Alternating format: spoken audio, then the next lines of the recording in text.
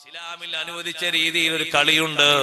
അത് കളിക്കുന്ന ആളുകൾക്കാണ്, കളിപ്രായത്തിലുള്ളവർക്കാണ്.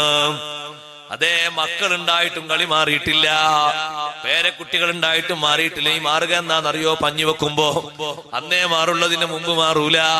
അതുവരെ കളിപ്രായമാണോലെ. പിന്നെ കാര്യത്തിന്റെ സമയം ഒന്ന് പറയൂ, അതെപ്പോഴാണ്? നമ്മളെ നാട്ടിൽ മുമ്പ് ഒരു വയസ്സാളുണ്ടായി.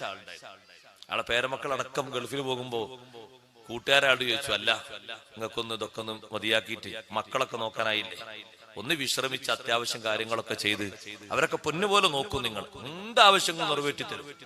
ഒന്ന് തൊട്ടടുത്ത് തന്നെ പള്ളിക്ക് 5 വക്തിനൊക്കെ വന്ന് ജനങ്ങളുമായി നല്ല സമ്പർക്കത്തിൽപ്പെട്ട് ദീനൊക്കെ നല്ല ഹിദ്മത്തെടുത്ത് ആവശ്യമായ സമ്പത്ത് നിങ്ങൾക്ക് ഉണ്ടല്ലോ, അതൊക്കെ ഉപയോഗപ്പെടുത്തി അങ്ങനെ ജീവിച്ചാൽ പോരെ.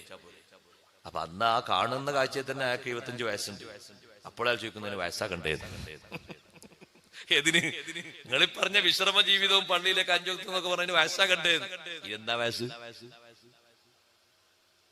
അവർക്കും തോന്നുകയാണ് വയസ്സായിട്ടില്ല. അത് മനുഷ്യന്റെ ഒരു ദുഷ്കരമായ അവസ്ഥയാണത്. മനുഷ്യനെങ്ങനെ വാർദ്ധക്യത്തിലേക്ക് പോകും. മനുഷ്യന്റെ കൂടെ 2 കാര്യങ്ങൾ എപ്പോഴും നരബാധിക്കാതെ യുവത്വത്തിന്റെ പ്രസരിപ്പിലുണ്ടാകും. അൽ ഹിർസു വതൂലുൽ അമൽ. ഒന്ന് അത്യാഗ്രഹം, മറ്റൊന്ന് നീണ്ട ആഗ്രഹങ്ങൾ, താല്പര്യങ്ങൾ, പ്രതീക്ഷകള്. അത് ഒരിക്കലും അതിന് വാർദ്ധക്യം വരില്ല. അത്യാഗ്രഹത്തിന് ഒരിക്കലും വാർദ്ധക്യം വരില്ല. അതൊന്നും യുവത്വത്തിന്റെ പ്രസരിപ്പിലുണ്ടാകും. അതുകൊണ്ടാണ് ഈ കാഴ്ച നമ്മൾ കാണുന്നത്. ദുരന്തകരമായ അവസ്ഥയാണ് സഹോദരങ്ങളെ. ആത്മീയ രംഗത്ത് സംഭവിച്ച മൂല്യശോഷണത്തിന്റെ ഏറ്റവും വലിയ ഉദാഹരണമാണ് നമ്മൾ ഈ വർത്തമാന കാലത്ത് കണ്ടുകൊണ്ടിരിക്കുന്നത്. അള്ളാഹു പറയുന്നു, ആഖിറത്തിൽ ബാക്കിയാകുന്നത്, പടച്ച റബ്ബിന്റെ അടുത്ത് ബാക്കിയാകുന്നത് ദുനിയാവിന്റെ അലങ്കാരമോ സൗകര്യമോ അല്ല. വൽബാഖിയാത്തുസ് സ്വാലിഹാതു ഖൈറുൻ ഇൻദ റബ്ബിക സവാബൻ വഖൈറുൻ അമലാ.